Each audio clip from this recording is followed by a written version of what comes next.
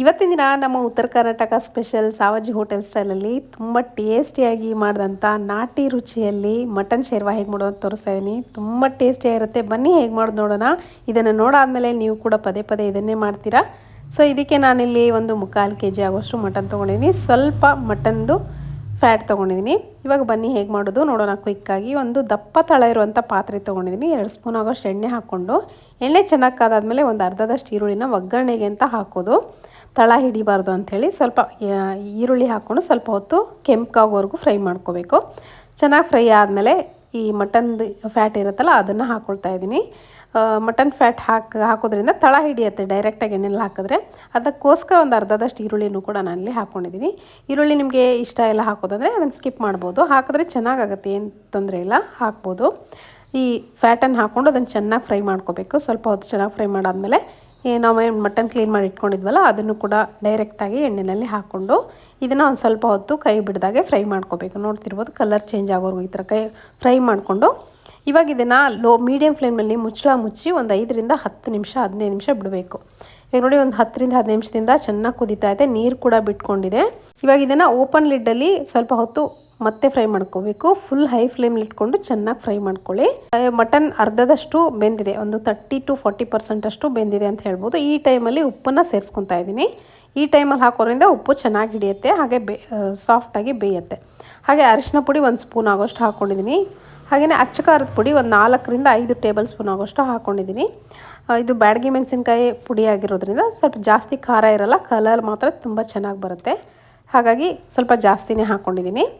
ನಿಮ್ಗೆ ಖಾರ ಇಷ್ಟ ಇಲ್ಲ ಅನ್ನೋರು ಸ್ವಲ್ಪ ಮೀಡಿಯಮ್ ನಿಮ್ಗೆ ಎಷ್ಟು ಬೇಕೋ ಖಾರ ಅಷ್ಟು ಮಾತ್ರ ಖಾರದ ಪುಡಿ ಹಾಕ್ಕೋಬೋದು.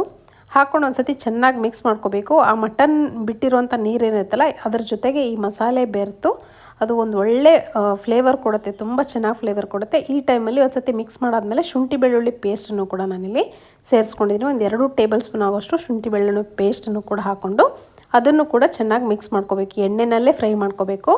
ಹೈ ಫ್ಲೇಮ್ನಲ್ಲಿ ಇಟ್ಕೊಂಡು ಚೆನ್ನಾಗಿ ಫ್ರೈ ಮಾಡಿದ್ರೆ ಬೇಗನೆ ಫ್ರೈ ಆಗುತ್ತೆ. ಈ ನಾವೇನು ಮಸಾಲ ಹಾಕಿರ್ತೀವಲ್ಲ ಖಾರ ಮತ್ತು ಅರಿಶಿನ ಪುಡಿ ಎಲ್ಲ ಅದು ಚೆನ್ನಾಗಿ ಫ್ರೈ ಆದಮೇಲೆ ಲೋ ಫ್ಲೇಮ್ ಇಟ್ಕೋಬೇಕು. ಲೋ ಫ್ಲೇಮ್ ಇಟ್ಕೊಂಡು ಮಸಾಲೆಗಳನ್ನ ಹಾಕ್ಕೊಳ್ತಾ ಇದ್ದೀನಿ. 1 ಸ್ಪೂನ್ ಆಗೋಷ್ಟು ಧನಿಯಾ ಪುಡಿನೂ ಕೂಡ ನಾನಿಲ್ಲಿ ಸೇರಿಸ್ಕೊಂಡಿದ್ದೀನಿ. ಧನಿಯಾ ಪುಡಿ ನೀವು ಮನೇಲೇ ಮಾಡಿರುವಂಥದ್ದಾದರೆ 1-2 ಸ್ಪೂನ್ ಹಾಕ್ಕೊಳ್ಳಿ. ನಾನಿಲ್ಲಿ ಹೊರಗಡೆ ತಂದಿರುವಂಥದ್ದು 1 ಸ್ಪೂನಷ್ಟು ಹಾಕ್ಕೊಂಡಿದ್ದೀನಿ. ಇದರ ಮುಚ್ಚಿ ಲೋ ಫ್ಲೇಮ್ಲಿ ಇಟ್ಕೊಂಡು ಕುದಿಯೋಕ್ಕೆ ಬಿಡ್ತೀನಿ ಒಂದು 10 ನಿಮಿಷ. ಅಷ್ಟರಲ್ಲಿ ನೋಡಿ 10 ನಿಮಿಷದಿಂದ ಚೆನ್ನಾಗಿ ಕುದೀತಾ ಇದೆ. ಎಣ್ಣೆ ಯಾವ್ದು ರೀತಿ ಬಿಟ್ಕೊಂಡಿದೆ ನೀವು ನೋಡ್ತಿರ್ಬೋದು. ಈ ಥರ ಎಣ್ಣೆ ಬಿಡೋವರೆಗೂ ನೀವು ಇಲ್ಲಿ ಕುದಿಸ್ಬೇಕಾಗುತ್ತೆ ಮುಚ್ಚಿ. ಆವಾಗವಾಗ ಕೈ ಆಡಿಸ್ತಿರ್ಬೇಕು ಸ್ಪೂನಿಂದ, ತಳ ಹಿಡಿಯೋ ಚಾನ್ಸ್ ಇರುತ್ತೆ. ಮಸಾಲೆ ಎಲ್ಲ ಹಾಕಿರ್ತೀವಲ್ಲ. ಇವಾಗ ಪಕ್ಕದಲ್ಲಿ ಒಂದು ಅರ್ಧ ಲೀಟ್ರ್ ಆಗೋಷ್ಟು ನೀರನ್ನು ನಾನು ಬಿಸಿ ಇಟ್ಕೊಂಡಿದ್ದೀನಿ. ಫುಲ್ ಕುದೀತಾ ಇರೋವಂಥ ನೀರನ್ನು ಇದಕ್ಕೆ ಹಾಕೋಬೇಕಾಗತ್ತೆ, ಆವಾಗಲೇ ಮಟನ್ ಚೆನ್ನಾಗಿ ಬೇಯೋದು. ಇವಾಗ ಓಪನ್ ಲಿಡ್ಡಲ್ಲಿ ಬೇಯಿಸ್ಕೊಳ್ತಾ ಇರೋದ್ರಿಂದ ಸ್ವಲ್ಪ ಟೈಮ್ ಬೇಕಾಗುತ್ತೆ, ಆವಾಗಲೇ ರುಚಿ ಬರೋದು. ಯಾವಾಗಲೂ ಮಟನ್ ಸ್ಲೋ ಕುಕ್ ಆಗಬೇಕು, ಆವಾಗಲೇ ಅದರ ರುಚಿ ತುಂಬ ಚೆನ್ನಾಗಿ ಬರೋದು. ಇವಾಗ ನೀರು ಹಾಕಿ ಮುಚ್ಚಿ ಮತ್ತೆ ಒಂದು 15-20 ನಿಮಿಷ ಬಿಡ್ತೀನಿ ಲೋ ಫ್ಲೇಮ್ನಲ್ಲಿ. ಅಷ್ಟರೊಳಗೆ ಮಸಾಲೆಗೆ ನಾನಿಲ್ಲಿ ಒಂದು ನಾಟಿ ಸ್ಟೈಲಲ್ಲಿ ಮಸಾಲೆನ ತೆಗೆದುಕೊಳ್ಳೋಣ. ಸಾವಜಿ ಹೋಟೆಲ್ ಸ್ಟೈಲಲ್ಲಿ ಈ ಕಾಯಿ ಏನಿರುತ್ತಲ್ಲ, ನಿಮ್ಮ ಹತ್ರ ಒಣಕೊಬ್ಬರಿ ಇದ್ದರೆ ಒಣಕೊಬ್ಬರಿ ಬಳಸ್ಬೋದು.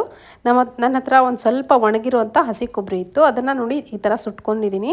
ಈ ಥರ ಸುಟ್ಟು ಸೈಡಲ್ಲಿ ಇಟ್ಕೊಂಡಿದ್ದೀನಿ ಒಂದು ಅರ್ಧದಷ್ಟು. ಹಾಗೆ 1 ಸ್ಪೂನ್ ಆಗೋಷ್ಟು ಕಾಳು ಮೆಣಸು, ಒಂದು 2ರಿಂದ 3 ಇಂಚಷ್ಟು ಚಕ್ಕೆ, ಒಂದು 4ರಿಂದ 5 ಲವಂಗ ತೊಗೊಂಡಿದ್ದೀನಿ.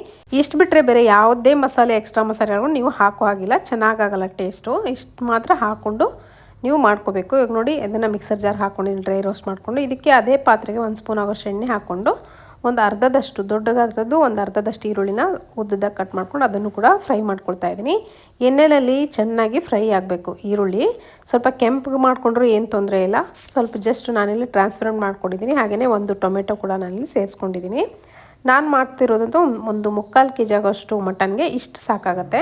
ಇದಕ್ಕಿಂತ ಜಾಸ್ತಿ ಮಸಾಲೆ ಏನು ಬೇಕಾಗಿಲ್ಲ, ಯಾಕಂದರೆ ನಾನು ಮಾಡ್ತಿರೋದು ಏನು ಗ್ರೇವಿ ಅಲ್ಲ, ಶೇರ್ವಾ ಮಾಡ್ತಾಯಿದ್ದೀನಿ.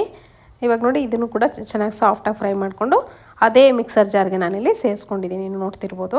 ಈ ಮಸಾಲೆಗಳ ಲಿಸ್ಟನ್ನು ನಾನು ಸೈಡಲ್ಲಿ ಕೊಟ್ಟಿರ್ತೀನಿ ಅಥವಾ ಡಿಸ್ಕ್ರಿಪ್ಷನಲ್ಲಿ ಮೆನ್ಷನ್ ಮಾಡಿರ್ತೀನಿ, ಅಲ್ಲಿ ನೋಡ್ಕೊಂಡು ನೀವು ಮಾಡ್ಕೋಬೋದು. ನಾನಿಲ್ಲಿ ಸುಟ್ಟಿರುವಂಥ ಕಾಯಿ ಏನಿರುತ್ತೆ ನೋಡಿ ಅದನ್ನು ಕಟ್ ಮಾಡ್ಕೊಂಡು ಹಾಕ್ಕೊಂಡಿದ್ದೀನಿ ಮಿಕ್ಸರ್ ಜಾರ್ಗೆ. ಅದನ್ನು ನುಣ್ಣಗೆ ರುಬ್ಕೋಬೇಕು. ಇವಾಗ ನೋಡ್ತಿರ್ಬೋದು ಈ ಥರ ನುಣ್ಣಗೆ ರುಬ್ಕೊಂಡು ಬಂದಿದ್ದೀನಿ. ಇವಾಗ ಆವಾಗಲೇ ಬೇಯಕ್ಕಿಟ್ಟಂಥ ಚಿಕನ್ ಏನಿದೆ ನೋಡಿ, ಬಿಸಿನೀರು ಅಂದರೆ ಕುದಿಯೋ ನೀರನ್ನು ಹಾಕಿದ್ವಿ, ಒಂದು ಅರ್ಧ ಲೀಟ್ರ್ ಆಗೋಷ್ಟು. ಚೆನ್ನಾಗಿ ಬೇಯ್ತಾ ಇದೆ. ಇವಾಗ ನೋಡಿ ಮತ್ತೆ ಲಿಡ್ಡನ್ನು ಓಪನ್ ಮಾಡಿ ತೋರಿಸ್ತಾ ಇದ್ದೀನಿ. ಒಂದು 20 ನಿಮಿಷದಿಂದ ಚೆನ್ನಾಗಿ ಕುದೀತಾ ಇದೆ. ಇವಾಗ ಒಂದ್ಸತಿ ಚೆಕ್ ಮಾಡ್ಕೋಬೇಕು ಮಟನ್ ಚೆನ್ನಾಗಿ ಬೆಂದಿದೆಯೋ ಇಲ್ವೋ ಅಂಥೇಳಿ ಒಂದು ಫೋರ್ಕ್ ಸ್ಪೂನಿಂದನೋ ಅಥವಾ ಚಾಕುಯಿಂದನೋ ಕಟ್ ಮಾಡಿಕೊಂಡ್ರೆ ಈಸಿಯಾಗಿ ಈ ಥರ ಕಟ್ ಆಗಬೇಕು ಮಟನ್ನು. ಇವಾಗ ನೋಡಿ ಒಂದು 90% ಅಷ್ಟು ಚೆನ್ನಾಗಿ ಬೆಂದಿದೆ. ಇವಾಗ ಒಂದ್ಸತಿ ಚೆನ್ನಾಗಿ ಮಿಕ್ಸ್ ಮಾಡಿಕೊಂಡು ನೀವು ನೋಡ್ತಿರ್ಬೋದು, ನೀರನ್ನು ಹಾಕಿರೋದ್ರಿಂದ ಬಿಸಿ ಕುದಿಯುವಂಥ ನೀರು ಹಾಕಿರೋದ್ರಿಂದ ಆ ನೀರಲ್ಲೇ ಕುದಿಯೋದ್ರಿಂದ ಬೇಗ ಬೆಂದ್ಬಿಡುತ್ತೆ ಮಟನ್ನು. ಓಪನ್ ಲಿಡ್ಡಲ್ಲೇ ಚೆನ್ನಾಗಿ ಬೇಯುತ್ತೆ. ಇವಾಗ ರುಬ್ಬಿರುವಂಥ ಮಸಾಲೆನೂ ಕೂಡ ಹಾಕ್ಕೊಂಡು ಜಾರ್ಗೂ ಕೂಡ ನೀರು ಹಾಕ್ಕೊಂಡು ಅದನ್ನು ಕೂಡ ನೀರನ್ನು ಕೂಡ ಸೇರಿಸ್ಕೊಂಡಿದ್ದೀನಿ ಇದಕ್ಕೇ. ಈ ಟೈಮಲ್ಲಿ ನೀವು ನೀರು ತಣ್ಣೀರನ್ನು ಸೇರಿಸ್ಕೋಬಾರ್ದು. ಇವಾಗ ನೋಡ್ತಿರ್ಬೋದು ಮತ್ತೆ ಚೆಕ್ ಮಾಡ್ಕೊಳ್ತಾ ಇದ್ದೀನಿ, ಈಸಿಯಾಗಿ ಕಟ್ ಆಗ್ತಿದೆ. ಇಷ್ಟು ಸಾಕು ನಮಗೆ ಮಟನ್ನು. ಇನ್ನೂ ಜಾಸ್ತಿ ಸಾಫ್ಟಾಗಿ ಬೆಂದರೆ ನಿಮ್ಗೆ ಟೇಸ್ಟೇ ಗೊತ್ತಾಗಲ್ಲ. ನಿಮ್ಗೆ ಸಾಫ್ಟ್ ಆಗಿರೋಂಥದ್ದು ಏನೋ ಒಂದು ತಿಂದಂಗೆ ಆಗುತ್ತೆ ಅಷ್ಟೇ. ಇವಾಗ ಮತ್ತೆ ನಾನು ಒಂದು ಅರ್ಧ ಲೀಟ್ರ್ ಆಗೋಷ್ಟು ನೀರನ್ನು ಸೇರಿಸ್ಕೊಂಡೆ. ಹಾಗೆ ಹುಣಸೆ ಹಣ್ಣಿನ ರಸನೂ ಕೂಡ ಹಾಕ್ಕೊಂಡೆ. ಒಂದು ನಿಂಬೆಹಣ್ಣು ದೊಡ್ಡ ನಿಂಬೆಹಣ್ಣು ಗಾತ್ರದಷ್ಟು ಹುಣಸೆ ಹಣ್ಣಿನ ರಸವನ್ನು ಹಾಕ್ಕೊಂಡಿದ್ದೀನಿ.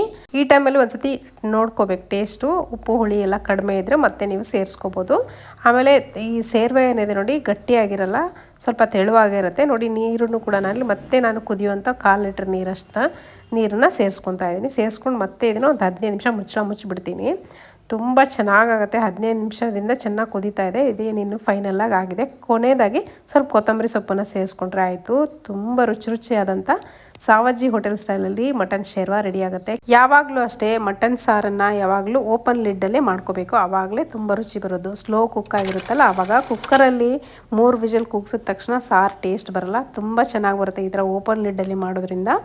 ಇವಾಗ ಟೇಸ್ಟಿಯಾಗಿರುವಂಥ ಮಟನ್ ಸಾರನ್ನ ನೀವು ಖಡಕ್ ಜೋಳದ ರೊಟ್ಟಿ ಜೊತೆಗೂ ಕೂಡ ಸರ್ವ್ ಮಾಡ್ಕೋಬೋದು. ಜೋಳದ ರೊಟ್ಟಿ ಬಿಸಿಯಾಗಿರುವಂಥ ಜೋಳದ ರೊಟ್ಟಿ ಕೂಡ ನೀವು ಸರ್ವ್ ಮಾಡ್ಕೋಬೋದು. ನಾನು ಈ ರೈಸ್ ಜೊತೆ ಸರ್ವ್ ಮಾಡ್ಕೊಳ್ತಾ ಇದ್ದೀನಿ. ತುಂಬ ಚೆನ್ನಾಗಿತ್ತು. ಖಂಡಿತ ಇದನ್ನು ನೋಡಾದ್ಮೇಲೆ ನೀವು ಕೂಡ ಇದನ್ನು ಮಾಡ್ಕೊಳ್ಳಿ. ಇದನ್ನು ರೆಸಿಪಿನ ನೋಟ್ ಮಾಡಿ ಇಟ್ಕೊಳ್ಳಿ ಅಥವಾ ಸೇವ್ ಮಾಡ್ಕೊಳ್ಳಿ. ಈ ರೆಸಿಪಿನ ನಿಮ್ಮ ಮನೇಲಿ ಯಾವಾಗಲೇ ಮಟನ್ ತಂದರೂ ಇದನ್ನು ಬಿಟ್ಟು ನೀವು ಬೇರೆ ಏನೂ ಮಾಡೋಕ್ಕೆ ಮನಸ್ಸು ಬರಲ್ಲ ನಿಮಗೆ, ಅಷ್ಟು ರುಚಿಯಾಗಿರುತ್ತೆ. ಇವಾಗ ಇದನ್ನು ನಾನು ರೈಸ್ ಜೊತೆಗೆ ಸರ್ವ್ ಮಾಡ್ಕೊಂಡಿದ್ದೀನಿ. ನೋಡಿ ಓಪನ್ ಲಿಡ್ಡಲ್ಲಿ ಬೇಯಲ್ಲ ಅನ್ನೋರು ಎಷ್ಟು ಚೆನ್ನಾಗಿ ಎಷ್ಟು ಪರ್ಫೆಕ್ಟಾಗಿ ಮಟನ್ ಬೆಂದಿದೆ ಅಂತ ಹೇಳಿ. ಕುಕ್ಕರಲ್ಲಿ ಮಾಡ್ಕೊಳ್ಳೋಕ್ಕಿಂತ ಓಪನ್ ಲಿಡ್ಡಲ್ಲಿ ಮಾಡ್ಕೊಂಡು ನೋಡಿ, ತುಂಬ ರುಚಿಯಾಗಿರುತ್ತೆ. ಸೊ ಇವತ್ತಿನ ಈ ರೆಸಿಪಿ ನಿಮಗೆ ಖಂಡಿತ ಇಷ್ಟ ಆಗಿದೆ ಅಂದ್ಕೊಳ್ತೀನಿ. ಇಷ್ಟ ಆಗಿದ್ರೆ ಒಂದು ಲೈಕ್ ಮಾಡೋದನ್ನು ಮರಿಬೇಡಿ. ಇದೇ ಥರ ಒಳ್ಳೊಳ್ಳೆ ರೆಸಿಪಿಗಳಿಗೋಸ್ಕರ ನಮ್ಮ ಚಾನಲ್ಗೆ ಸಬ್ಸ್ಕ್ರೈಬ್ ಮಾಡ್ಕೊಳ್ಳಿ. ಮತ್ತೆ ಸಿಗ್ತೀನಿ ಮತ್ತೊಂದು ರೆಸಿಪಿಯೊಂದಿಗೆ. Thank you.